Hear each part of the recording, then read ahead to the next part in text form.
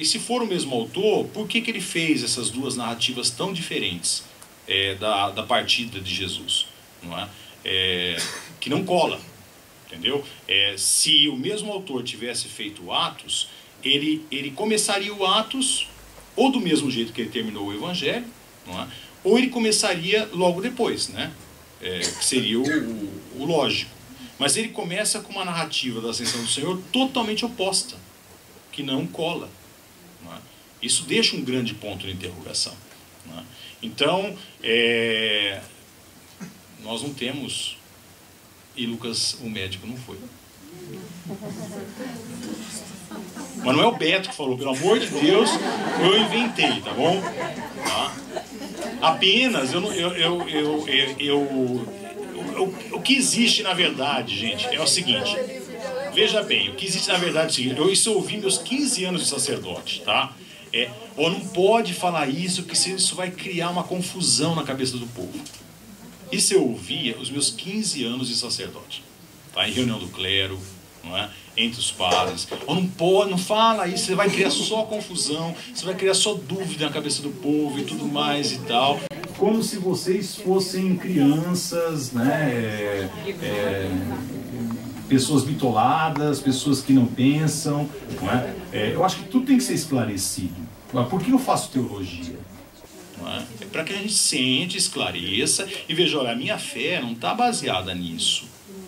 Tá? A minha fé não está baseada se houve os magos ou não houve os magos, se houve a estrela. Não é? Ninguém vai sair aqui do Café com Leite dizendo assim, agora eu já não sou mais cristão, porque os magos não foram, e tudo mais. Tal. Quer dizer, seria um absurdo alguém entrar em crise de fé, não é? No Cristo, a Arca de Noé e tal. Enfim, eu acho isso isso é muito infantil, tá? Mas existe essa postura. Olha, isso não pode ser.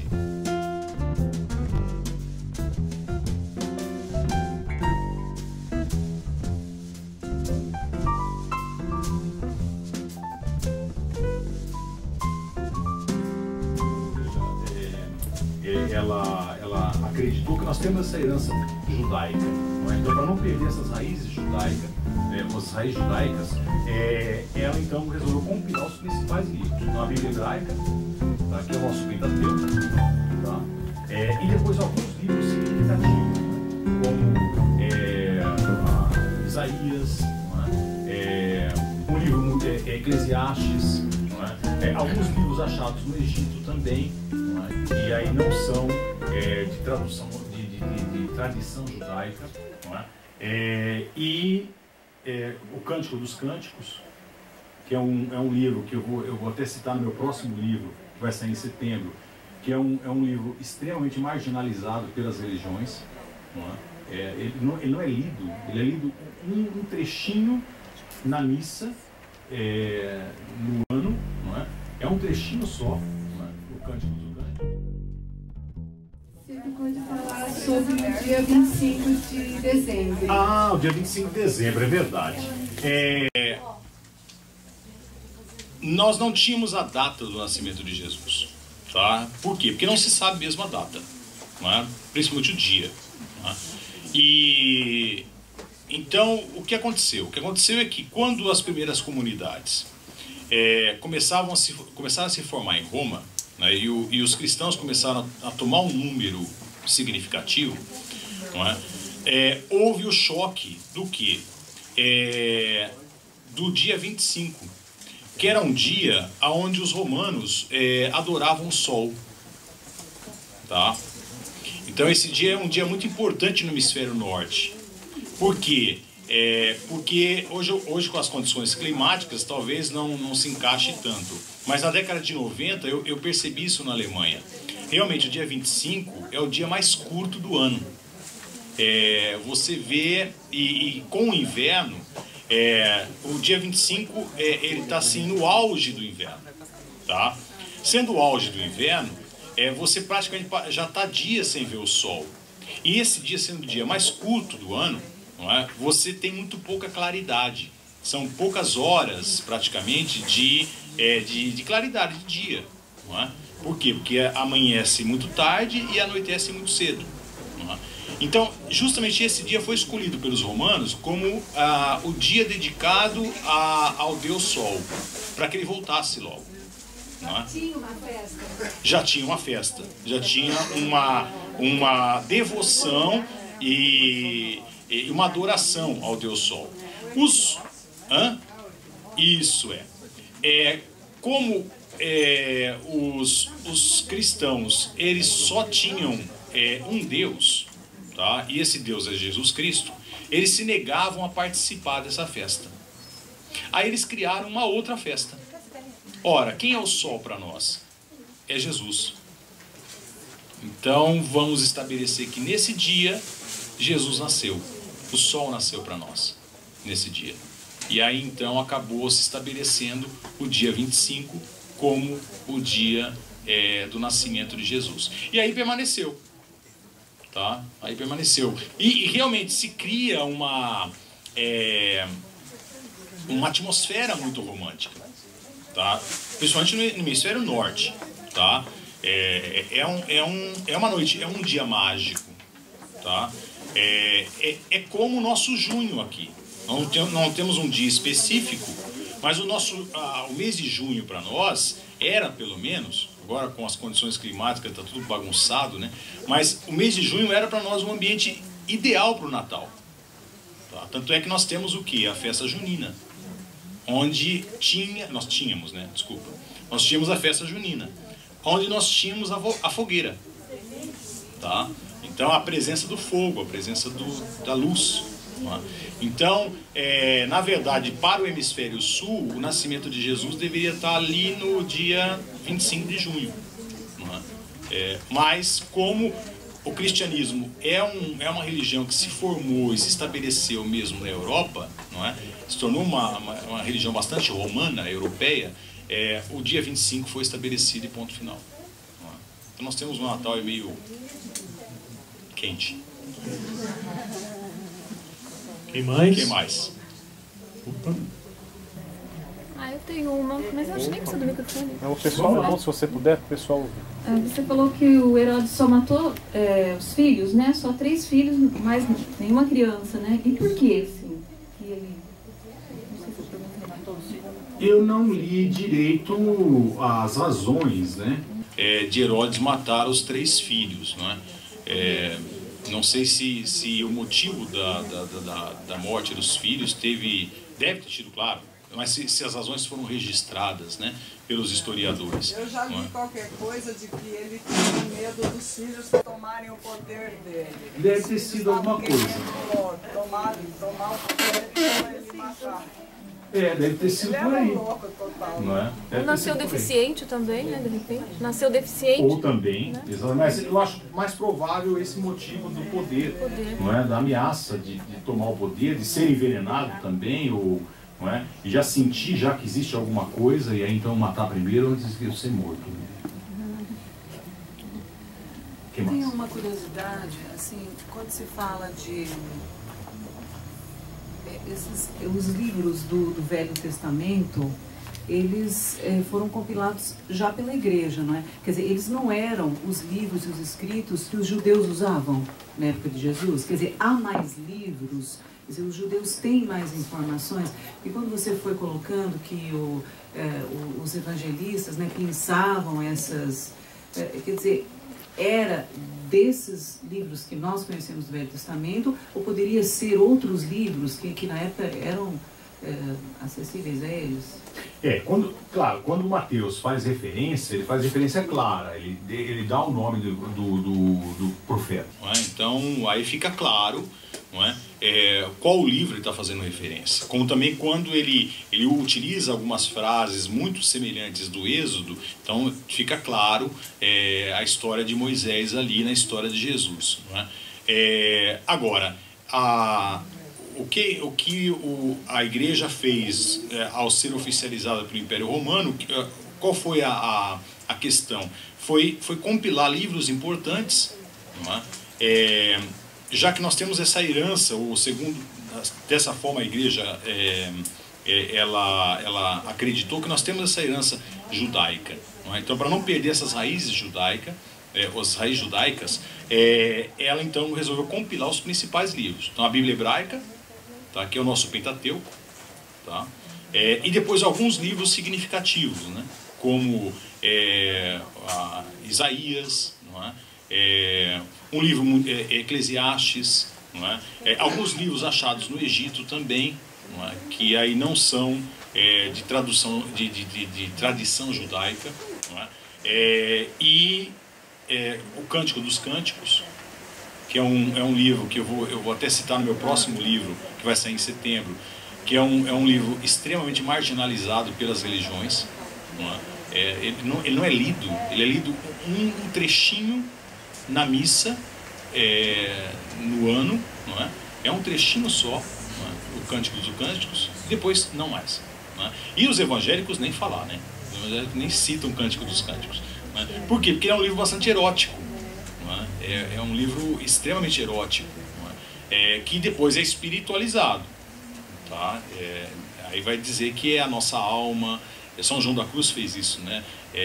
Ele usou muito Cântico dos Cânticos. A nossa alma falando com Deus e tal, né? Apaixonada por Deus. Né? Mas na verdade é a paixão entre um homem e uma mulher, né? E dois amantes. Né? E é um livro lindo, né? Que fala sobre o amor entre duas pessoas. Mas então foram compilados diversos livros importantes, não é? Além do Pentateuco, que é a Bíblia hebraica. Agora os judeus, eles têm outros livros, como o Talmud. Não é? E outros livros, por quê? Porque o judeu tem uma tradição muito grande de registro, não é? De conto de histórias, não é? E de registro dos rabinos, conto dos rabinos. Então há numerosos escritos aí, não é? Que são interessantes, né? São contos que rabinos vão criando e histórias e ensinamentos, né? Que vão sendo registrados até hoje. É claro, não entraram na Bíblia, né? Na nossa Bíblia. Beto, Oi. O que mais me deixou, assim, triste, chateada, acho que foi sobre o Lucas. Eu não estou me conformando de saber que o Lucas não é o Lucas que a gente conhece, que não foi ele, que o livro não é do Lucas. Mas ele também escreveu os Atos dos Apóstolos. Como? De onde você tirou essa de que o Lucas não é o Lucas, o médico, o amigo do Paulo? Eu não tirei de nada, me ensinaram. Isso eu aprendi em sala de aula, na Ludwig Maximilian. Isso está nos principais livros de exegese na Alemanha, não é? E nos Estados Unidos também. E não há prova nenhuma, nós não conhecemos Lucas. Há uma semelhança muito grande do grego que é utilizado no Evangelho de Lucas com o Atos dos Apóstolos, tá? Há uma semelhança muito grande, é um grego muito refinado, né? Mas há uma grande dúvida também se os dois textos foram feitos pelo mesmo autor ou pela mesma escola, né? Porque nós não sabemos também se foi uma escola. Sabe se foi pelo mesmo? Por quê? Porque aqui nós temos também duas narrativas diferentes da ascensão do Senhor. Se você pegar a narrativa de Lucas da ascensão do Senhor e o Atos dos Apóstolos, ele vai começar com a ascensão do Senhor. Elas são totalmente opostas. Então fica difícil acreditar no mesmo autor. Tá? A não ser que ele esteja também pensando numa mensagem teológica. Tudo bem. Né? Aqui nós podemos concordar, então. Mas tudo isso é um ponto de interrogação sem solução ainda. Nós não temos nenhum registro que nos prove que é o mesmo autor, tá? Só a semelhança do grego, da língua, do estilo, né? E nós não temos... E se for o mesmo autor, por que ele fez essas duas narrativas tão diferentes da partida de Jesus? Não é? Que não cola, entendeu? Se o mesmo autor tivesse feito Atos, ele começaria o Atos ou do mesmo jeito que ele terminou o Evangelho, não é? Ou ele começaria logo depois, né? Que seria o lógico. Mas ele começa com uma narrativa da ascensão do Senhor totalmente oposta, que não cola. Não é? Isso deixa um grande ponto de interrogação. Não é? Então, nós não temos, e Lucas, o médico, não foi. Mas não é o Beto que falou, pelo amor de Deus, eu inventei, tá bom? Tá? Apenas, o que existe na verdade, gente, é o seguinte. Veja bem, o que existe na verdade é o seguinte. Isso eu ouvi meus 15 anos de sacerdote, tá? Ou não pode falar isso, que isso vai criar uma confusão na cabeça do povo. Isso eu ouvia os meus 15 anos de sacerdote, tá? Em reunião do clero, não é? Entre os padres. Ou não pode, não fala isso, você vai criar só confusão, você vai criar só dúvida na cabeça do povo e tudo mais e tal, como se vocês fossem crianças, né? Pessoas bitoladas, pessoas que não pensam, não é? Eu acho que tudo tem que ser esclarecido. Por que eu faço teologia? É para que a gente sente, esclareça e veja, olha, a minha fé não está baseada nisso. Tá? A minha fé não está baseada se ouve os magos ou não ouve os magos, se ouve a estrela. Ninguém vai sair aqui do Café com Leite dizendo assim, agora eu já não sou mais cristão, porque os magos não foram, e tudo mais. Tal. Quer dizer, seria um absurdo alguém entrar em crise de fé, não é? No Cristo, a Arca de Noé e tal. Enfim, eu acho isso, isso é muito infantil. Tá? Mas existe essa postura. Olha, isso não pode dizer. Tá? Como também existe, infelizmente, muitos colegas meus que não estudam. Isso a gente sabe. Que eles não querem estudar. Não é? Eu vi seminaristas que se leram um livro no curso de Teologia em Marília, foi muito. Não é? Enquanto que na estadual onde eu fiz, não adianta, você tem que ler. Se você não ler, você não faz a prova oral nunca. E nem a prova escrita. E vocês sabem como é que é alemão, né? Alemão não tem jeitinho. Tinha desculpa a expressão, tá? 7-1. Isso parece ser arrogante, né? Mas depois da minha excomunhão eu lembrei dele, gente. Tá?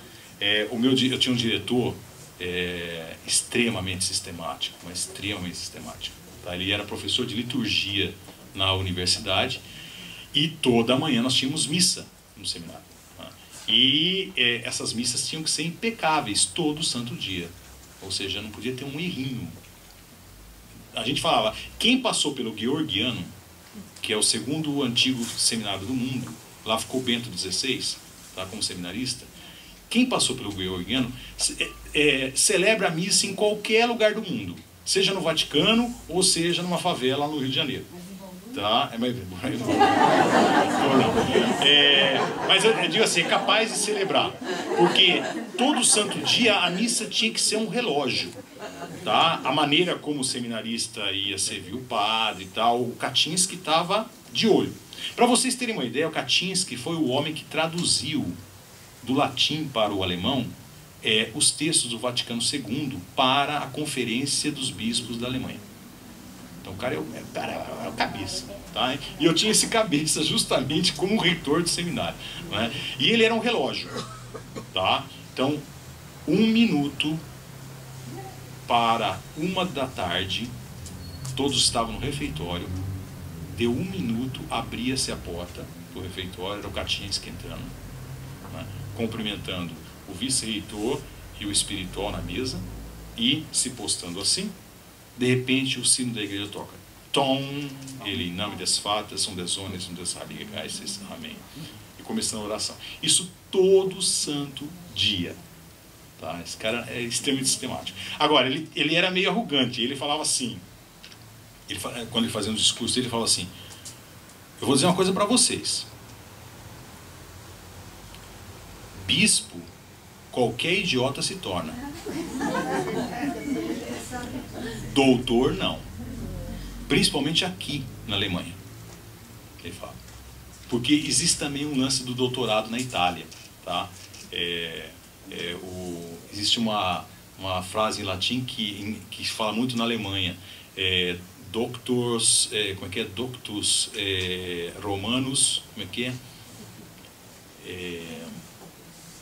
Como é que é? Asnus, germânicos. Doctos romanos, asnos germânicos. Não é? Quer dizer, eles diziam, um doutor em Roma é um asno aqui na Alemanha. Não é? Porque realmente há uma facilidade muito grande em Roma, tá? Porque você estuda numa faculdade da igreja, há muito mais facilidade de você, e quem quiser se formar bem vai se formar, não é? Quem quiser se formar mal vai se formar também, não é? Fica...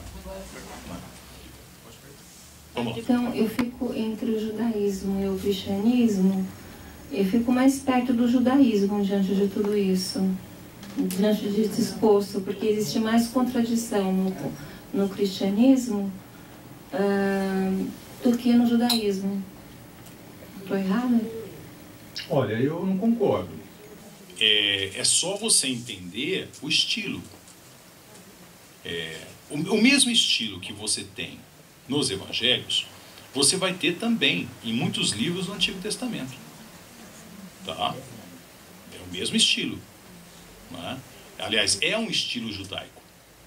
Tá? É um midrash. É um estilo judaico. Então, essas contradições que eu tentei mostrar aqui é para provar que nós geralmente lemos ou ouvimos as narrativas e achamos bonito.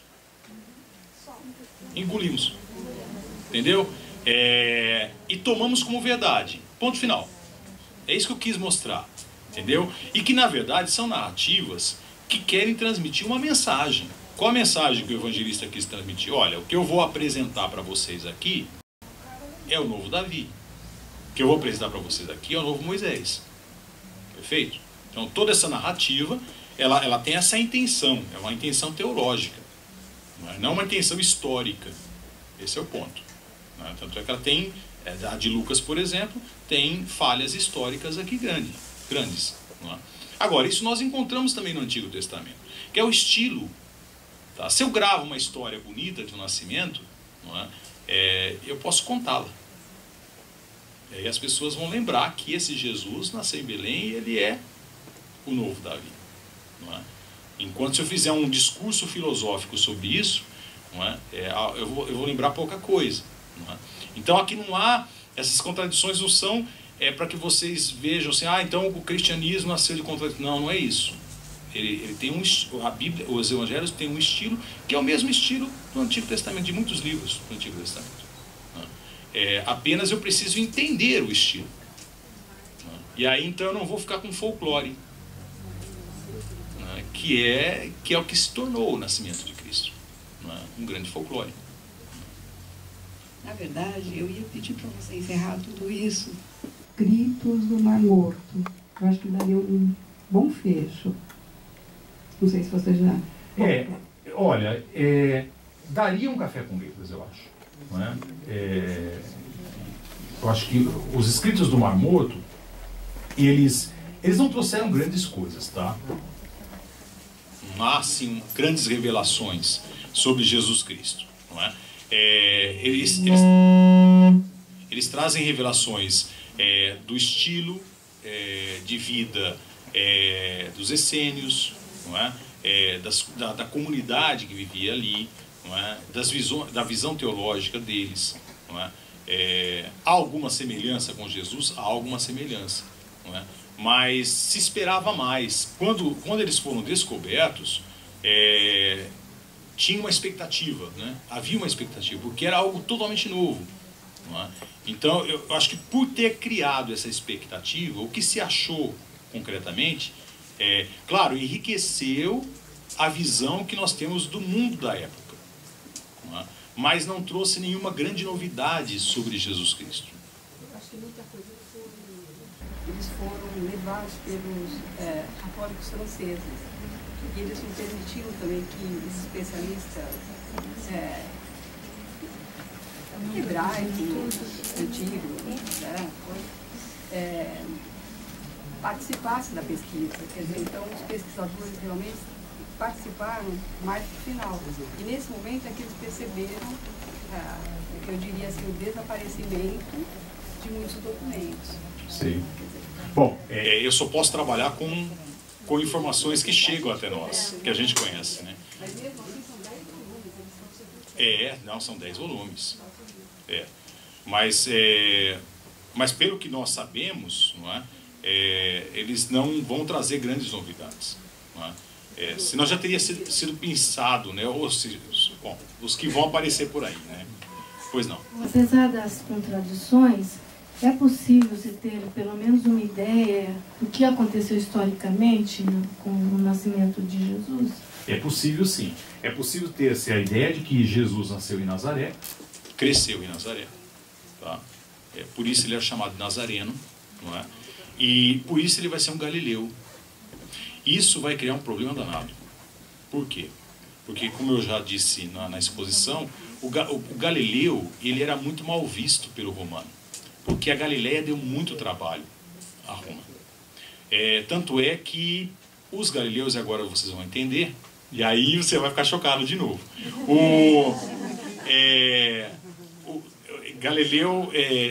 A Galileia deu tanto trabalho que os galileus, eles não eram chamados de galileus pelos romanos. Eles eram chamados pejorativamente de ladrões. Tá? E Jesus foi crucificado entre 2 ladrões. Que é óbvio. Roma não vai crucificar ladrão. Ladrão é crime secundário para Roma. Tá? Quem punia os ladrões? A justiça judaica. Então, os ladrões, sim, eram punidos pela justiça judaica. Perfeito? Quem era crucificado? Quem tinha crimes contra Roma. Tá? Terroristas, por exemplo. E aí, então, Jesus é crucificado entre 2 ladrões. O que o Evangelho quer dizer? Na linguagem, como travesti na Europa, a grande maioria dos travestis são brasileiros. Não é? E na França, a imprensa francesa, quando ela dá notícia de uma morte de um travesti ou de algum acontecimento, sabe qual a palavra que ela usa? Que não existe no francês? Não, viado. É verdade. Em francês está lá a frase lá que um travesti foi morto, né? Eles falam um viado foi morto. Né? Por quê? Porque a palavra viado ela transitou entre os travestis brasileiros. Perfeito? E aí ela se inseriu como termo técnico para a imprensa e para a sociedade. Então, para o francês, a palavra portuguesa viado, né, diz referência ao travesti. Tá? Da mesma forma é o ladrão. O ladrão, naquela época, quando o evangelista escreve ladrão, ele está querendo dizer galileu. Está todo mundo entendendo como galileu. Tá? Que é óbvio, né? Porque Roma não crucificava ladrões. Tá? Roma crucificava criminosos políticos. Tá? Então aí vai criar-se um problema. Quem fez a pergunta? Foi você, né? Vai se criar um problema, porque Jesus, ele é galileu. E ele já é então mal visto. Tá? Ele vai ser mal visto pelos romanos. Porque ele já é uma figura suspeita. Só por isso. Né? Por essa questão. Perfeito? A minha pergunta é a seguinte. Vai um pouco na carona da pergunta dela, no sentido que a gente tinha a ideia de que nós sabíamos um pouquinho sobre aqueles 3 últimos anos de Jesus e sobre a infância. Então quer dizer que nós não sabíamos sobre a infância? Não sabíamos nada sobre a infância. Nós não sabemos nada quem foi a criança Jesus. Tá? Quem foi o jovem Jesus. Não é? Por quê? Porque os evangelhos não se preocuparam com isso. Com a vida pessoal. Exatamente, com a vida pessoal dele. Nós podemos tirar pistas aqui. Tá? Por exemplo, tudo que é colocado no evangelho é como sinal. Perfeito? É como sinal, como critério de vida para nós. Não é? Então, por exemplo, isso já vou adiantar o conteúdo do meu livro. Jesus provavelmente não foi casado. Tá? Por que provavelmente não foi casado? Porque e é um estilo literário. É como a nossa literatura tem um estilo. Né? Nós temos vários estilos aí na literatura. Né? Então, é um estilo literário. Que a gente lida. Claro, se eu recebo um insight de Deus,